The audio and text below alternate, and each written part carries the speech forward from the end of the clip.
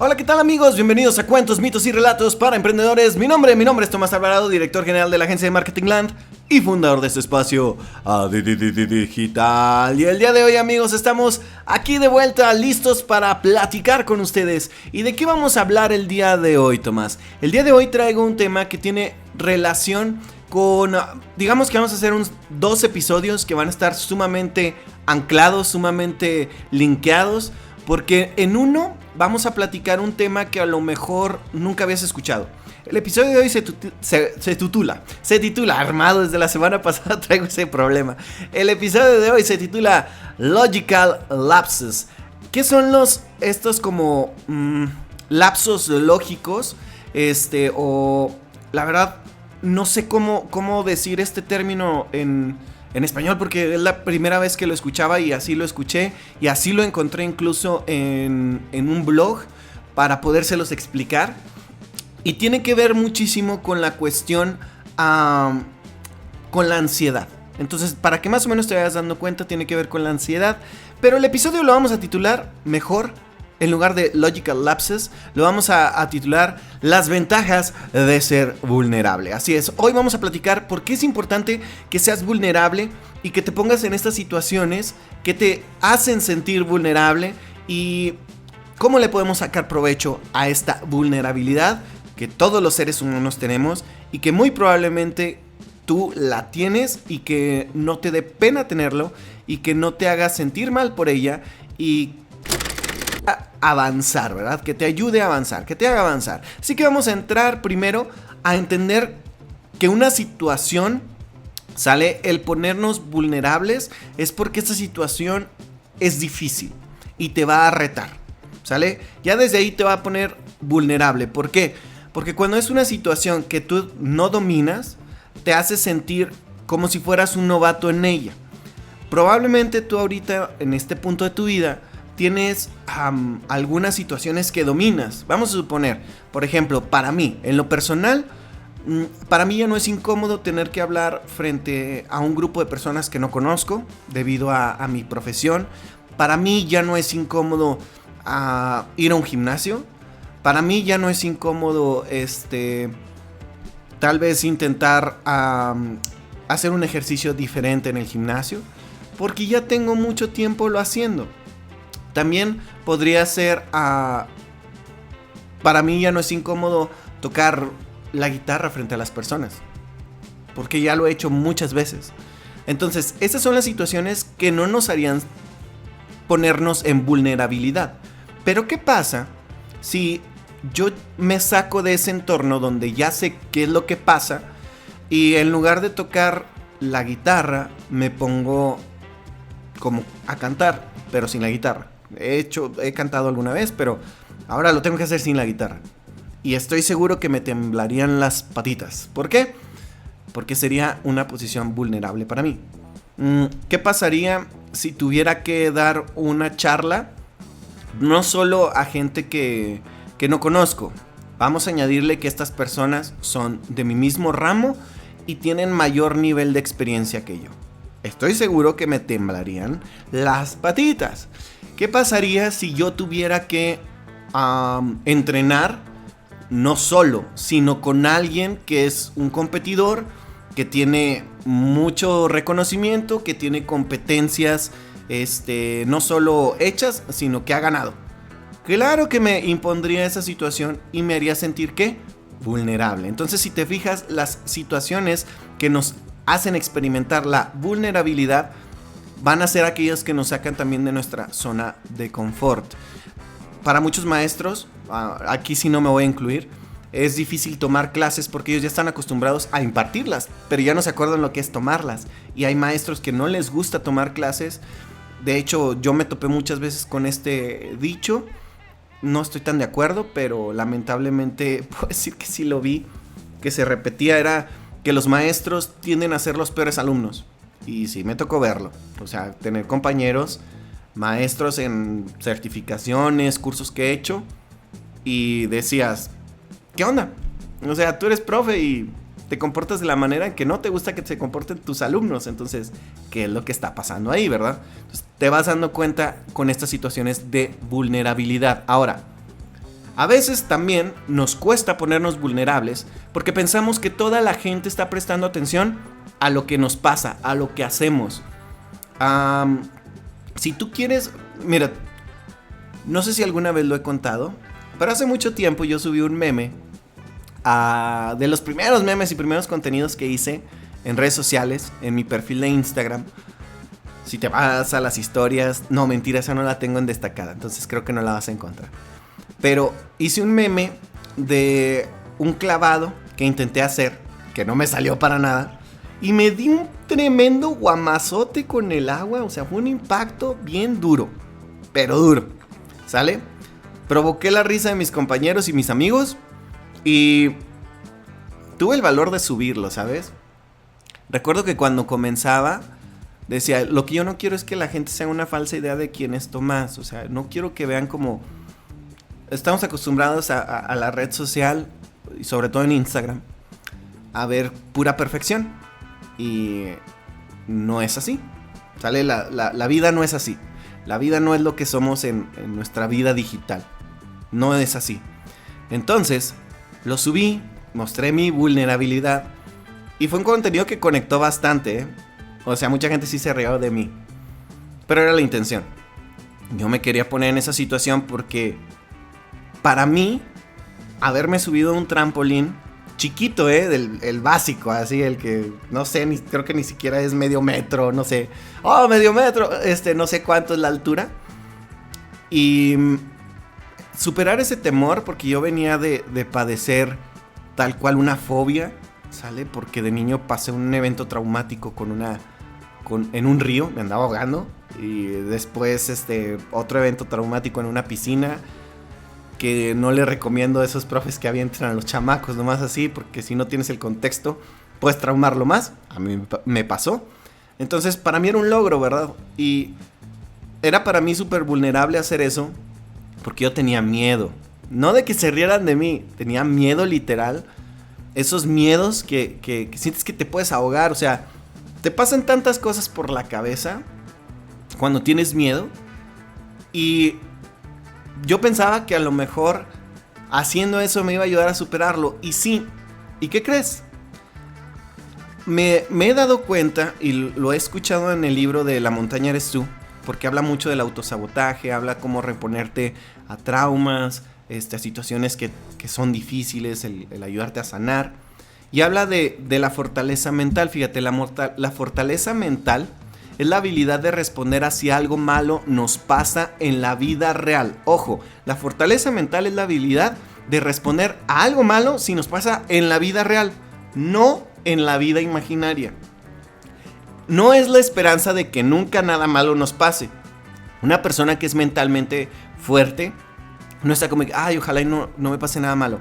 No es que esté deseando que le pase algo malo, pero realmente no se pone a pensar en eso, porque sabe que si llegara a pasar una situación difícil, quitémosle la etiqueta de mala, difícil, tiene las herramientas para responder a esa situación. Y eso me gustó mucho de esta definición que yo no conocía de la fortaleza mental. Saber que puedes decir, ok, que pase lo que tenga que pasar, sé que puedo responder. Para mí sí fue un... O sea, no manches. Qué buena onda que tienes tanta seguridad en ti y en el poder de ser tú. De que lo vas a controlar. De alguna manera vas a poder salir de esa situación. Últimamente yo estoy trabajando en eso. Tengo años trabajando en eso. Por ejemplo, esta anécdota que te comparto es cuando recién empezaba a hacer contenido. Una de las razones por las cuales empecé a hacer contenido, además de mi trabajo, era porque yo genuinamente he querido ir mejorando como persona para ser un mejor profesionista y por lo tanto tener pues acceso a tal vez a una movilidad social, ¿verdad?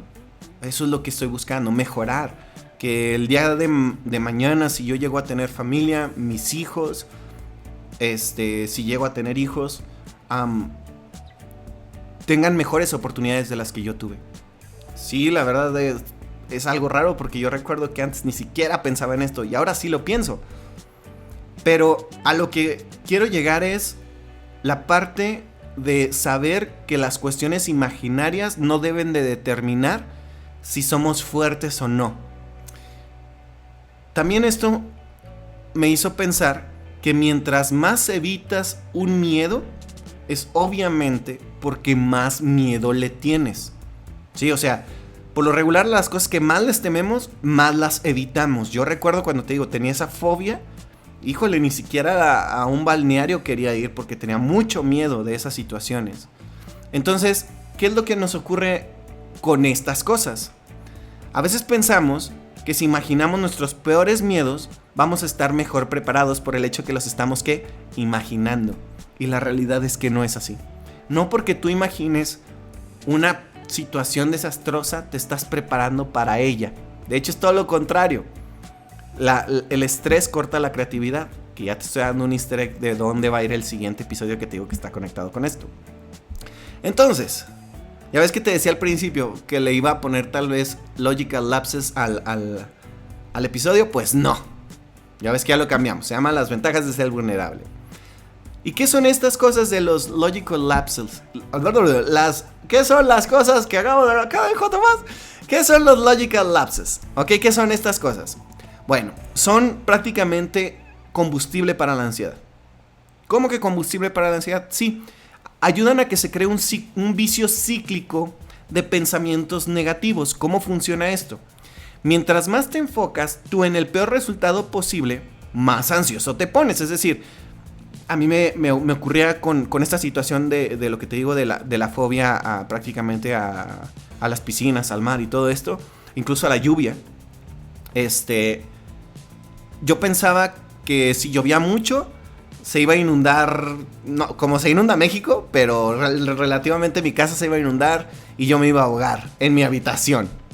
Así de ilógico es una fobia, si lo queremos poner así. Pero era derivado de la ansiedad. Y era, mientras más ansioso te pones, más propenso eres a hacer falsas conjeturas. Tu imaginación se vuela e ignora la evidencia que contradice tus miedos y la evidencia lógica de que eso no puede pasar. Yo la verdad te puedo decir que pensaba que era un niño que tenía muy buena lógica. Pero cuando el miedo se apoderaba de mí, la lógica del niño que yo decía, o sea, es imposible realmente que se inunde así como te lo cuento mi cuarto, y yo tuve pesadillas con eso, pues era porque era víctima de estos oxígenos de ansiedad disparados por mi miedo.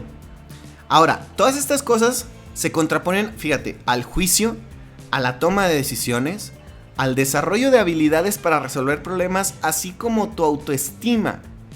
O sea, esa cosa del logical lapse te perjudica de múltiples maneras. De múltiples maneras. O sea, bloquea tu juicio, te bloquea que puedas desarrollar habilidades para resolver problemas e impacta directamente a tu autoestima.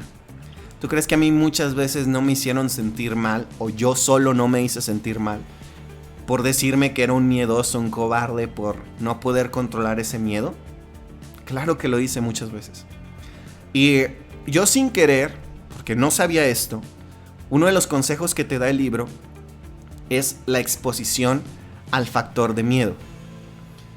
En mi caso te puedo decir, cuando tuve la oportunidad de vivir con uno de mis primos, mis tíos fuera del país, tuve esa oportunidad.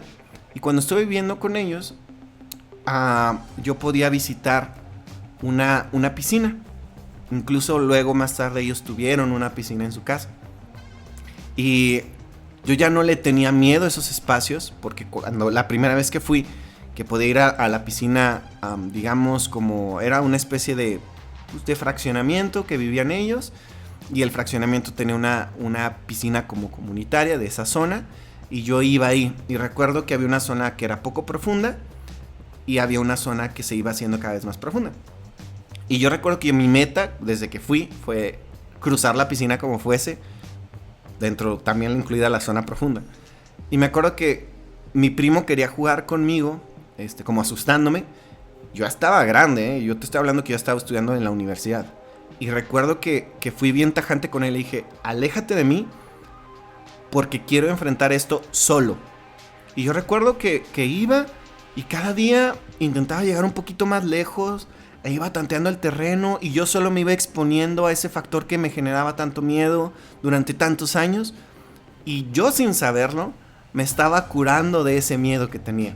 Al punto que luego, unos años más tarde, invitado por amigos míos, a uno que sabía nadar muy bien, un saludo para mi hermano Mario, gracias a Mario y al profe, que así le decimos al profe Adrián, el profe y Mario, mis dos amigos, nos consiguieron unas clases en un lugar del CONADE. Íbamos ahí y me acuerdo que Mario fue súper paciente conmigo, me enseñó pues desde patalear y todo eso, pero él a veces se daba cuenta que me decía, no dejes que el pánico te gane, porque de verdad, si te gana el pánico, y más cuando después vienes de reponerte de un miedo tan fuerte. Pero él encontró la manera de poco a poco también irme exponiendo a este estímulo que generaba tanta ansiedad en mí para irlo disminuyendo. Así que mi consejo para ir terminando este episodio es, si tú ahorita en este momento tienes algún miedo, intenta exponerte ante él. No dejes que estos lapsos de, pues vamos a llamarle como colapsos de lógica, que no te vuelvan más ansioso y negativo del problema. Es bueno que seas vulnerable, porque así vas a crecer. Yo así vencí mi miedo y sé que probablemente tú puedas vencer el tuyo. Así que, amigos, hasta aquí este episodio de Cuentos, Mitos y Relatos para Emprendedores. Como siempre, te invito a que te suscribas, a que dejes un comentario, a que le mandes esto a alguien que creas que le puede servir. Mi nombre es Tomás Alvarado y nos estamos viendo a la próxima. Así que, bye.